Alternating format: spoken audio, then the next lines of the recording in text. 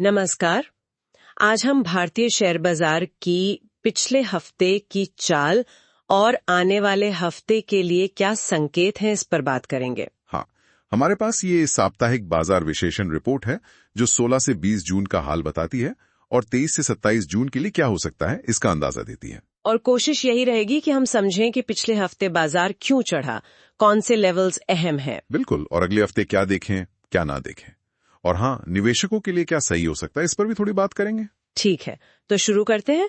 पिछले हफ्ते के नंबर्स देखें तो सेंसेक्स करीब 1.5% ऊपर 82,408 पर बंद हुआ। हाँ, और निफ्टी 50 भी अच्छा चला, 1.3% की बढ़त, 25,112 पे क्लोजिंग हुई। मतलब मोमेंटम तो था बाजार में। हाँ, काफी रौनक थी। इसके पीछे क्या वजह रही? रिपोर्ट क्या कहती है? देखिए, रिपोर्ट के हिसाब से 3 मुख्य बातें हैं। पहली, FIIs यानी विदेशी निवेशकों ने ठीक ठाक पैसा लगाया, वो एक बड़ा कारण था। अच्छा, दूसरा, आरबीआई ने बैंकों के लिए वो जो प्रोविजनिंग नियम होते हैं उनमें कुछ राहत दी। उसका क्या असर होता है? उससे बैंकों के पास थोड़ा ज्यादा पैसा बचता है, कह सकते हैं, जिससे वो शायद ज्यादा लोन दे पाएं या उनका मुनाफा सुधरे। ओके, और तीसरा, सरकारी बॉन्ड यील्ड्स, मतलब उन पर जो ब्याज मिलता है वो थोड़ा नीचे आया और वो आमतौर पर शेयर्स के लिए अच्छा माना जाता है। समझ गई। तो ये तो हुए फंडामेंटल कारण। अब अगर टेक्निकल्स की बात करें, रिपोर्ट निफ्टी के 25,200 लेवल पर काफी जोर दे रही है। हाँ, वो एक, आप कह सकते हैं, अहम पड़ाव है, एक रेजिस्टेंस लेवल है। अगर निफ्टी इसके ऊपर लगातार टिक जाता है ना, तो फिर एक अच्छा बुलिश ब्रेकआउट हो सकता है, मतलब तेजी और बढ़ सकती है, और फिर हो सकता है 25,600 या 25,800 तक भी चला जाए। अच्छा खासा अपसाइड है। और अगर नीचे गया तो सपोर्ट कहां पर है? नीचे के लिए पहला मजबूत सपोर्ट है 24,850 से 24,800 के बीच। वो एक कुशन की तरह काम कर सकता है। और अगर वो भी टूट गया, अगर 24,600 के नीचे फिसला, तो फिर थोड़ी चिंता बढ़ सकती है, बिकवाली का दबाव आ सकता है। रिपोर्ट में EMA का भी जिक्र है। हाँ, एक और पॉजिटिव बात यह है कि निफ्टी अभी अपने 21 दिन और 55 दिन के EMA, मतलब एक्सपोनेंशियल मूविंग एवरेज, उसके ऊपर चल रहा है। अच्छा, EMA के ऊपर होना मतलब शॉर्ट टर्म और मीडियम टर्म में ट्रेंड मजबूत है, बाजार में गति है, मोमेंटम है, ये दिखाता है। ठीक है, तो तकनीकी तौर पर तस्वीर मजबूत दिख रही है, लेकिन वो 25,200 का लेवल, उस पर नजर रखनी होगी। बिल्कुल।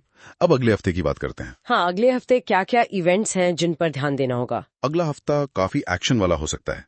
सबसे पहले तो अमेरिका से जो GDP और PC इन्फ्लेशन के आंकड़े आने हैं। हाँ, उनका तो असर ग्लोबल मार्केट पर पड़ता है। बिल्कुल, वो बहुत अहम होंगे।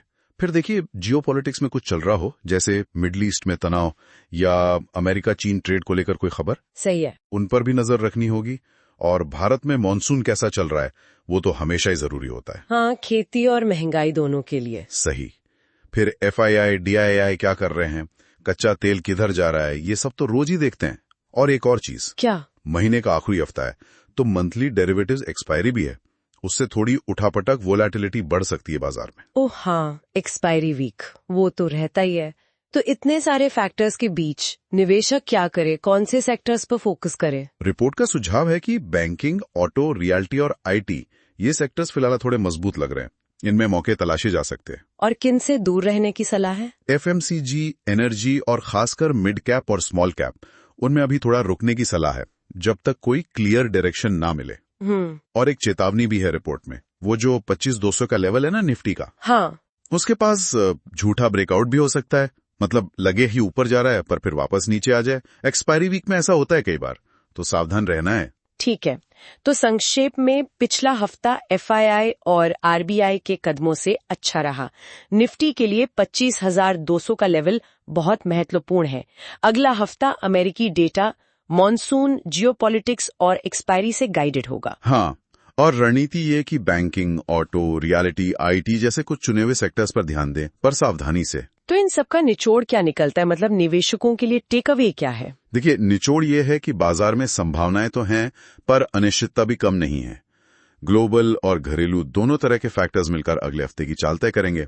तो जानकारी रखना, सतर्क रहना और अपनी रणनीति पर टिके रहना, ये जरूरी है। और जाते जाते एक सवाल श्रोताओं के मन में छोड़ जाते हैं सोचने के लिए, है कि आने वाले हफ्ते में बाजार की चाल सबसे ज्यादा सिर्फ सेंटिमेंट यानी निवेशकों के मूड से तय हो?